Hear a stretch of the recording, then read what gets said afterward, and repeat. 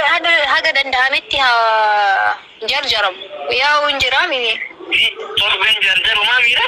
Yaa okay. Bakka torben eeysisu ayyaa achumatti noo baabaan namaali borutti matti maxxanseeti. Okay. Akka rakkoon qabu torben taanii si mijaayi boru godhi yoo feete bakka kalas. Ayyee bakka ani lakkoofsa bileen kennaafi. Salphina mucaan intalatee san godhu jiru kootu dhaggeeffadhu. Dhaggeeffadha waan asittiin jettu. Dalagaa asittiin haasooytu dhaggeeffadha. Haadhaa fi abbaa sagalee asirra dhageessuun gaarii miti garuu obboleessaati tun biraazarii waliin haasooyti. Abbileen naa kanni jetteen amma sinigalee obboleeyyan nuun kun gizii asirra dhufu. Laal waa baasi nuun hin jiinaa. Waa baasi nuun jennaan dubbiin bade. Maaliif waan ragaa qofa qabannee dhufna. Abadan soba qabaddeen dhufan. Wallaahi billahi soba qabaddeen dhufu. Wannummaan soba qabaddee deemuuf maal naa godha? Kijiba qabaddee wanniin dhufuuf maal naa godha? Bu'aan isaa maali? Dhugaa qofaan qabaddee fidan. Qaama qullaa isii baasi jennaan. Murteessinaan isinii baasuudhaan ammallee kunoo. Uummata nama salphisuu malee hin beeyin. Uummata nama xiqqeessuu malee hin beeyin. Yaa Rabbi uummatuma akka marka Rabbii buuse Aashittii fi Hamzaa faallee. Yaa Hamzaa mee jaartii teemaa akkana goota? Yaa Hamzaa jaartii teemaa akka xiqqeessita? Egaa haya obboleeyyan mee amma akkam jettan? Haya amma mee maal jettan? Mee deebisa akkam qabdan amma? Mee maal deebiftan ayyee amma? Haya mee akkam jettan? Mee afaan kamiin dubbattan ayyee amma? Baasa soba keeja soba abbaa keetii. Wai sagalee si osa dhaga'u gariin Aashitti masanu ati Aashitti hin beektu. Wallaahi ati Aashitti hin beektu. Laa soba aja. Waraabadhu si dhageessa. Ingiri Allah si dhageessa waraabadhu. Aboomee qoyaa fi ifaan takka battee itti biraa rooba ish. Kanne yaa.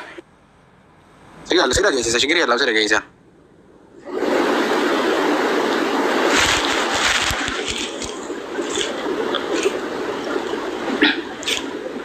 Warrin dhagayin isinii dhageessa irra deebi'e.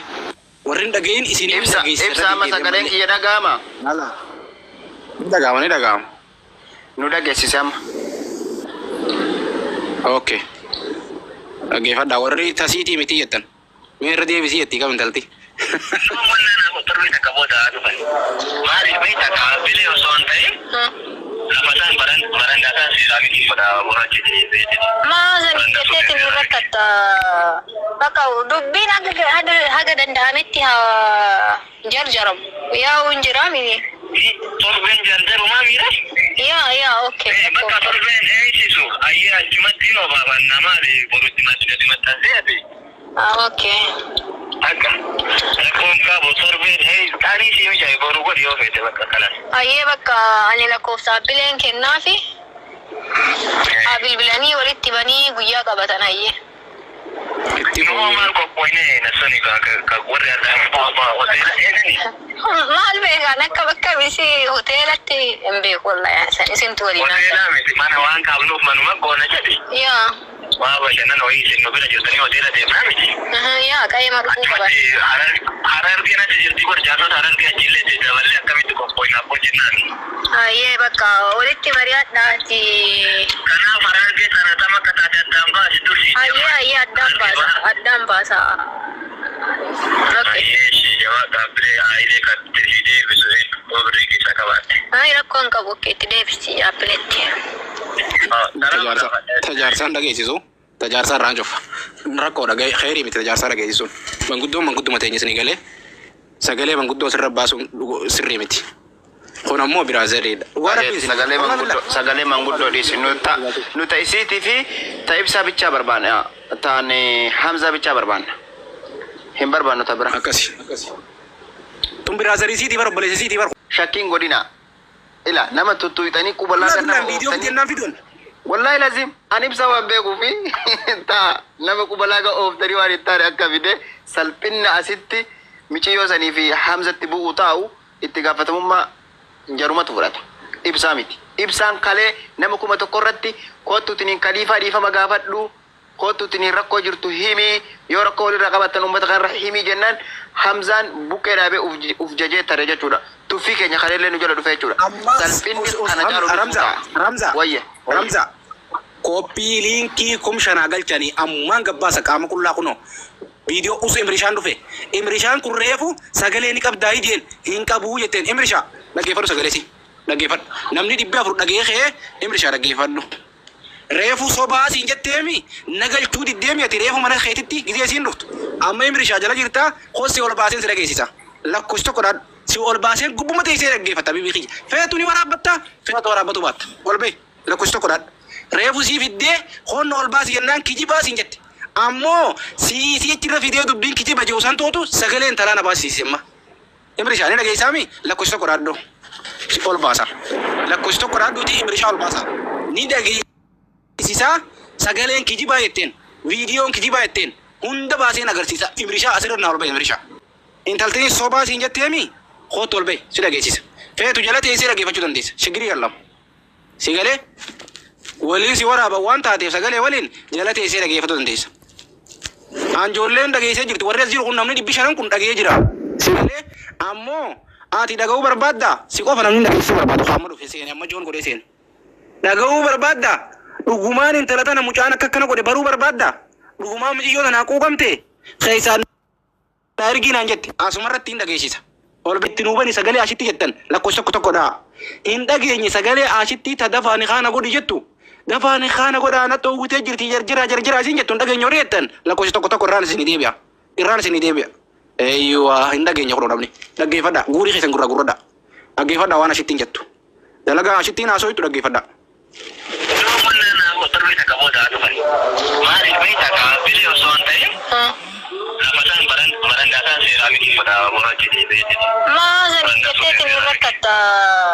Bakka dubbiin haga danda'ametti jarjaramu yaa hunjiraamini. Torbeen jarjarumaa miira? Yaa okay. Bakka torbeen eegsisu ayyee achumatti yoo baafannaa maali borutti maxxansee ati? Okay. Akka rakkoon qabu torbeen taanii si mishaa boruu godhi yoo feete bakka kanas. Ayyee bakka ani lakkoofsa bileen kennaafi bilbilanii walitti banii guyyaa qabatan ayyee. Normal koppoine na suni ka warri ada hoteela eenani. Maal beekan akka bakka miti hoteela. Dhaggeeffadhu gaa itti man baase. Hoteela miti mana waan qabnuuf manuma qoona jedhe. Yaa. Waa bashannana wayii isin nobila jirtanii hoteela deemnaa miti. Yaa qayyama dhufuu qaba.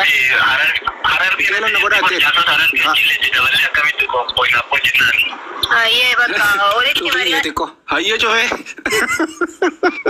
Cufii jeetikko. Tole cufee. Dhuggaan cufee yoo. Jende ibsaa takkaan dubbadanii nukkaan mi'a obboleessa kiyya wallahi laazim. Maaltu natti mul'atanii beektaa? Shamarran kutaa takka keessatti akka kutaa saniitti dhiirti isaanii waan isin daleegdu bartee kutaa biraa deemtee heerumti si galee. Dhalaan teenyaas ta kutaa biraa deemtee heerumtu jaalattee sitti hin fakkaatin.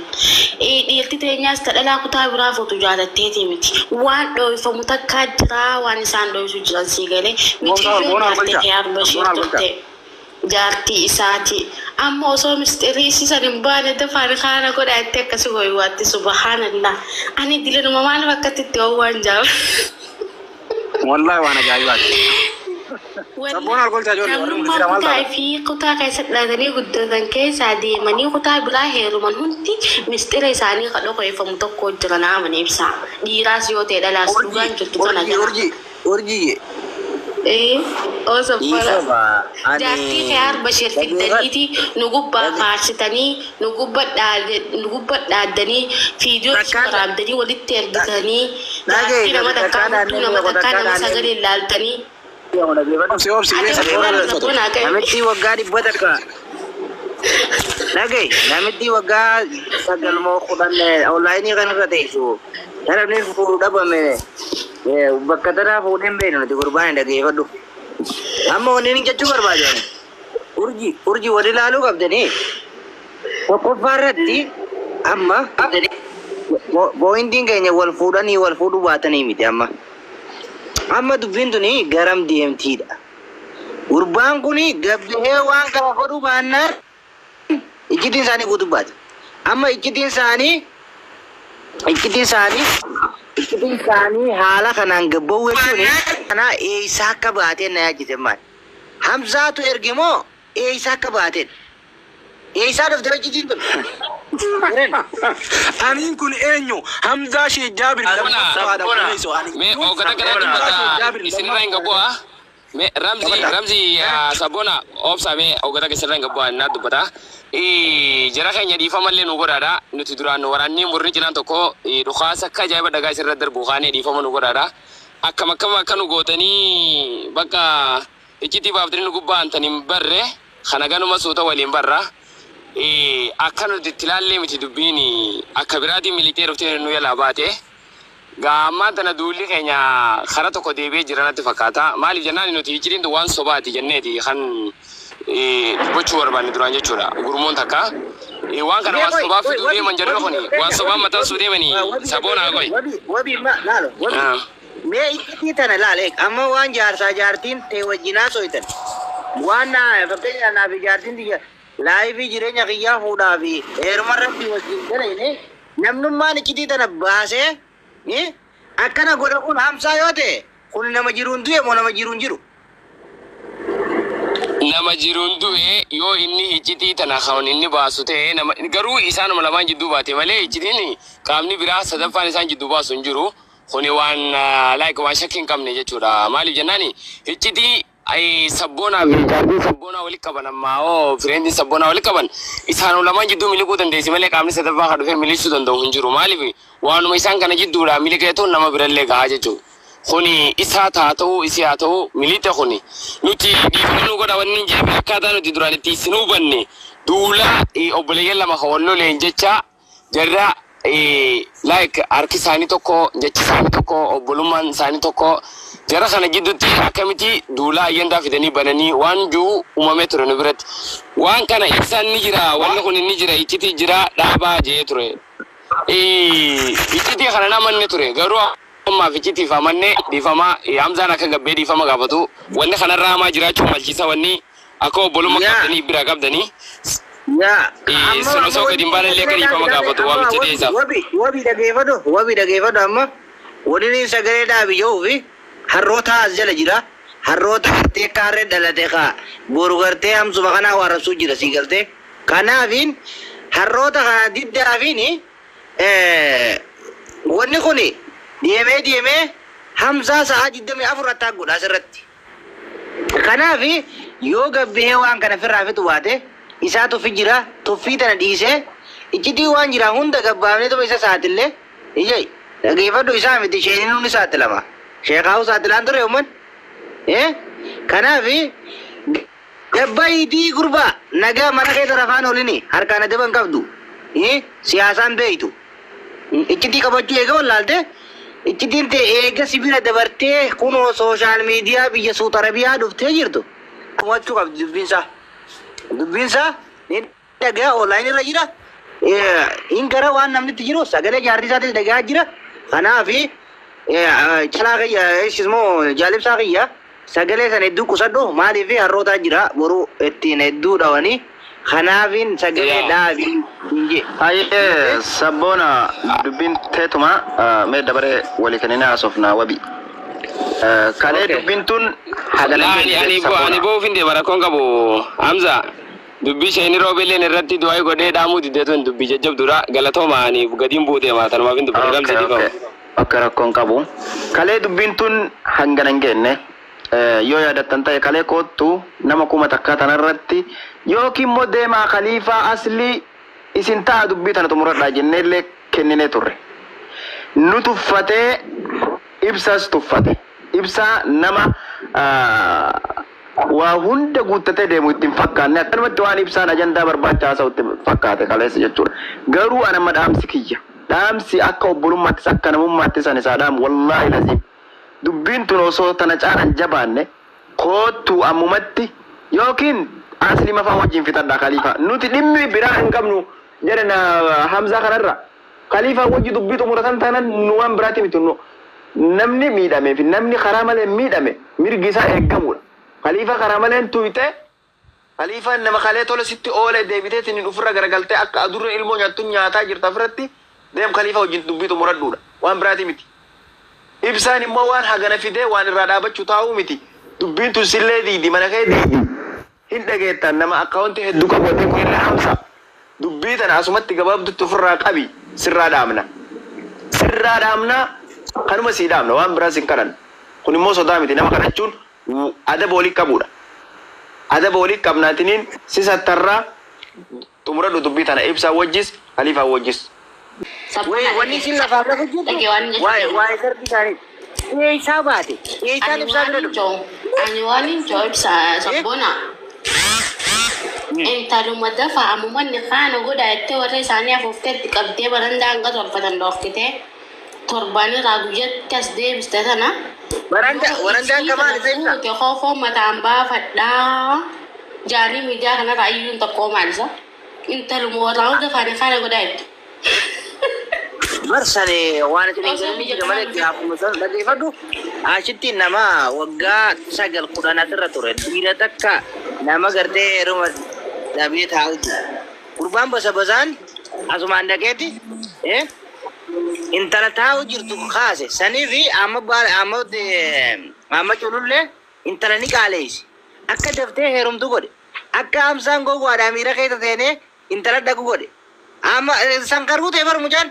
Amma hamsaan gowwaadha si galte gowwaani uumama namni morkutanaan godha jee qarree hunda seen beera hunda seen Ahmad maal godhe xiiqii isaan qabeeti ni akka inni saffisaan intala fuudhu godhe gaafsani hin beektan isin siyaasaa akka inni qarree seenu silaa takkitti asan jaamoo ta'e isamma hamsaan ittuma qotee fuudha jechuudha rakkoon hamsaa tan. Kanaaf godhe malee Ahmad wanni inni balleessan jirtu. Gowwina hamsaa gareeti yoo ati intala tana fuute jeen surree mataan baafadhaa jeen. Dur namni surree mataan baafata. Dur namni online irra surree mataan baafata. Kun isin hin gal. Bada manni kun rakkoo qaba wallahi. Namichi kan tala mucaan kun dabee fuudhu fedhe. Intaltini turte biyya Dubaay tana keessa waggaa 8 turte wallahi. Kudhani. Akkanumatti osoo nan jawaala bitatini asirratti arge akkumaan jawaala bitadhee biyya tana Facebook kana gasseeneen ashitti tana achuma irratti hin beeka jechuudha.